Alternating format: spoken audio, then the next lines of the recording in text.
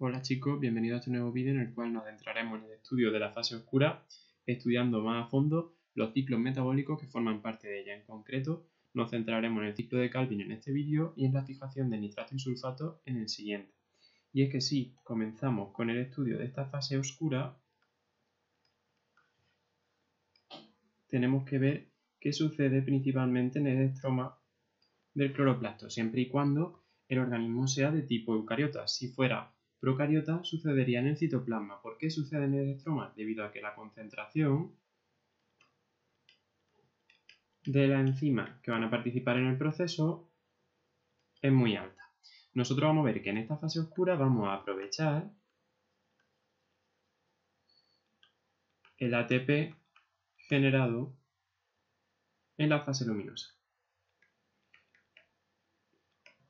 Y es que es un proceso con un alto requerimiento energético. Para yo poder sintetizar una molécula de glucosa, voy a necesitar 18 moléculas de ATP.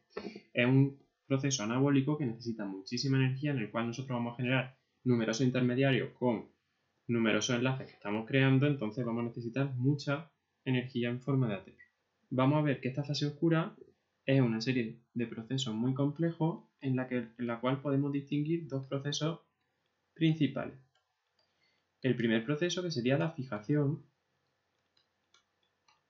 del CO2 atmosférico en glucosa.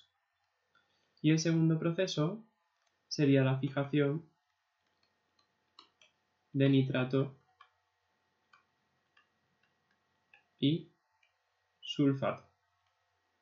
En este primer vídeo nos vamos a centrar en esa fijación del CO2 en glucosa, y es que se va a llevar a cabo gracias a un ciclo bioquímico conocido como ciclo de Calvin o ciclo de fijación del CO2. Dentro de la planta hay numerosas versiones de este ciclo de Calvin. En concreto, nosotros vamos a estudiar el ciclo de Calvin en las plantas de tipo C3, debido a que la gran mayoría de los intermediarios de este ciclo van a ser compuestos de 3 carbonos. Este ciclo a su vez consta de tres fases bien diferenciadas, entre las cuales nosotros vamos a distinguir la siguiente. La primera fase, que sería la carboxilación, en la que yo añado a compuestos de 5 átomos de carbono las 6 moléculas de CO2 que quiero fijar en una molécula de glucosa. Luego, la segunda fase, que se subdividiría en dos, que son la B y la C, la reducción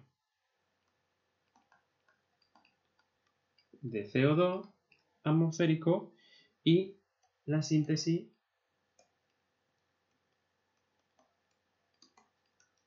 de hexosas, en concreto de la glucosa. Y nosotros, por último, necesitamos recuperar los compuestos intermediarios que hemos utilizado. En concreto, esta última fase sería la recuperación de la ribulosa 1,5-bifosfato. Nosotros en este vídeo nos vamos a centrar en estudiar estas tres fases del ciclo de Calvin. En el siguiente veremos cómo se fijan los nitratos y sulfatos. Para estudiar bioquímicamente este ciclo de Calvin, partimos de la molécula de ribulosa 1,5-bifosfato. En concreto, nosotros vamos a necesitar 6 ribulosas 1,5-bifosfato que van a ser capaces de captarme 6 moléculas de CO2 procedentes de la atmósfera.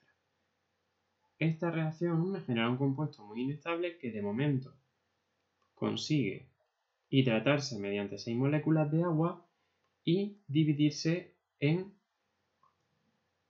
12 nuevas moléculas de 3 átomos de carbono. 12 moléculas que corresponden a un compuesto que ya conocemos, que es el 3-fosfoglicerato.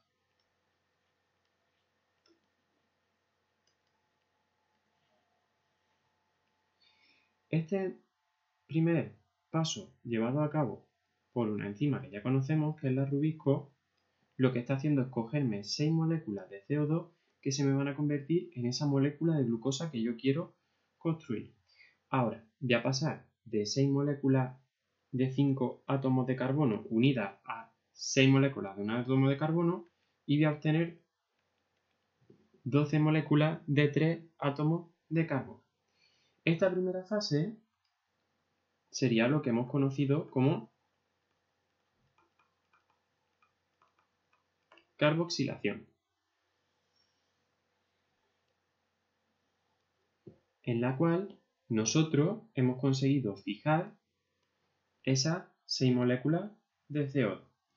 A continuación, vamos a estudiar la siguiente fase, que sería esa fase de reducción del CO2. Nosotros, por acción de una enzima quinasa, vamos a incorporar 12 moléculas de ATP que nos van a ceder su grupo fosfato, obteniendo 12 moléculas de ADP, fosforilando esos 12 3-fosfogliceratos y convirtiéndolo en 12 moléculas de 1,3-bifosfoglicerato.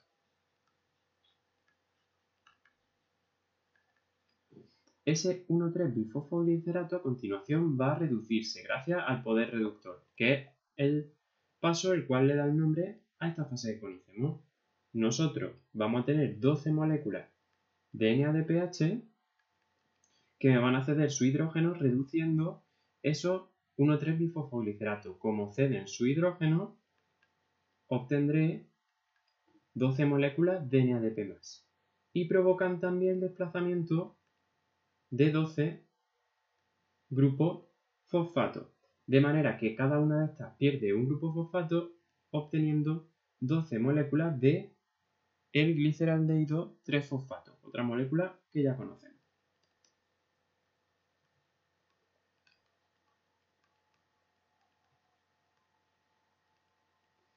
Ese gliceraldehído 3-fosfato ha conseguido reducirse gracias a la cesión de su hidrógeno por parte del 1,3-bifosfoglicerato.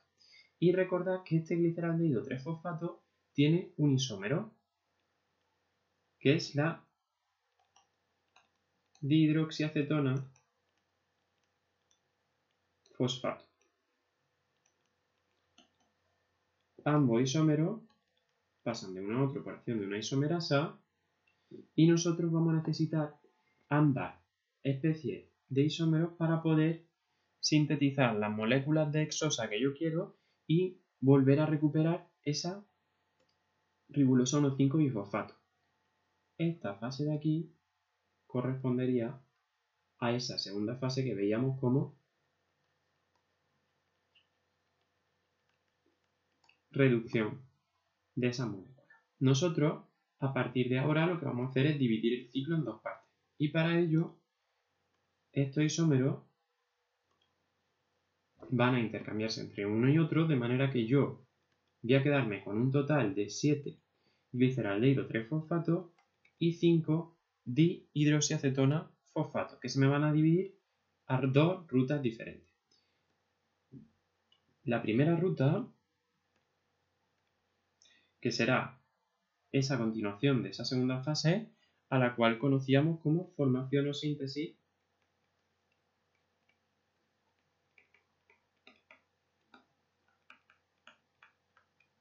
de hexosa, en la cual yo voy a utilizar 3 gliceraldehído 3-fosfato. Vamos a alejar un poquito para que lo vean mejor. En la cual yo voy a utilizar 3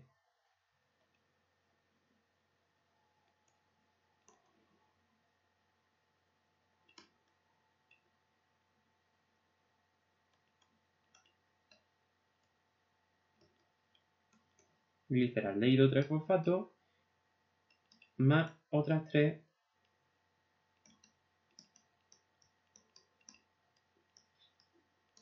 dihidroxiacetona fosfato.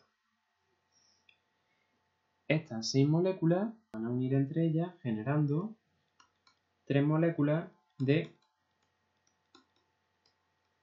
fructosa 6-fosfato. y en este proceso se pierden 3 grupos fosfato. Una vez yo tengo estas 3 moléculas de fructosa 6-fosfato, que también nos suena ya, gracias a la acción de enzimas isomerasas, son capaces de convertirse en glucosa 6-fosfato. Y ya tendría ahí mi glucosa. De manera que he conseguido formar una exosa. ¿Qué exosa? La glucosa 6-fosfato, que en la célula vegetal luego se transformará en su polisacárido de reserva, que es el almidón. Ahora, nos quedaría la última fase en la cual nosotros recuperamos esa ribulosa 1,5-bifosfato. Aquí utilizamos 3 moléculas y 3 moléculas de cada uno, de manera que nos quedarían 4 gliceraldehído 3-fosfato y 2 dihidroxiacetona fosfato.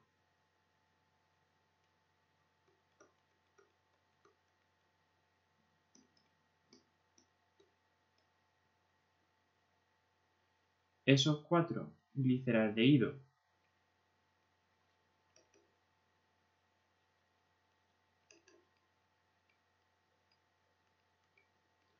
3-fosfato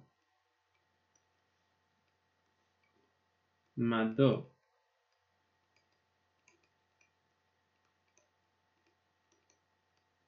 dihidroxiacetona fosfato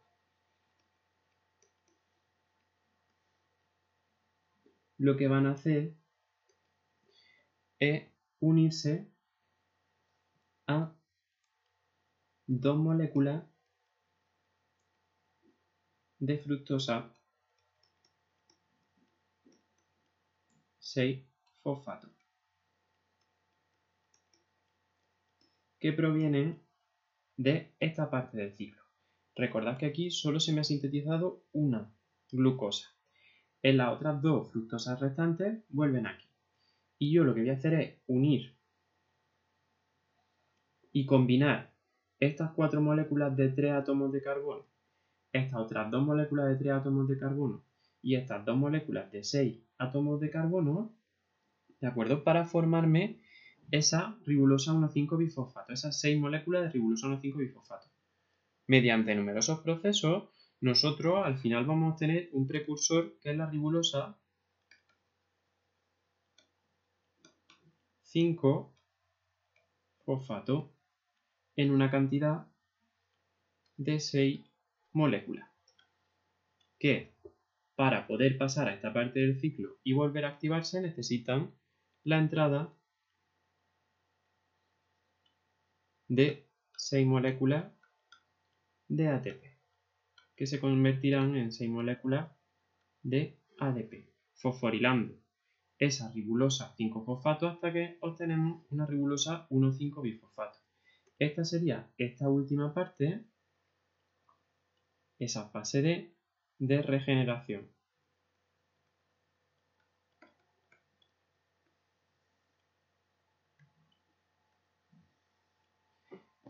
De forma que yo ya tendría mis 4 fases, como vemos, 3 fases principales de ese ciclo de Calvin. Primera, en la que he carboxilado y fijado ese CO2. Segunda, en la que he reducido las moléculas obtenidas gracias al poder reductor.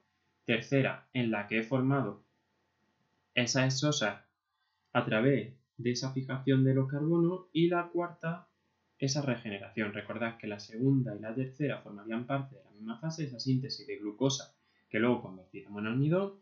Y la cuarta, esa regeneración para volver a cerrar el ciclo. En total, yo en este proceso he gastado 12 moléculas de ATP durante la reducción de esa molécula más otras 6 moléculas de ATP en la recuperación de la ribulosa 1,5-bifosfato. En total, 18 moléculas de ATP he necesitado para este proceso. ¿De dónde provienen esas 18 moléculas de ATP? De 18 fotofosforilaciones como las que vimos en los vídeos de la semana pasada. ¿Sí?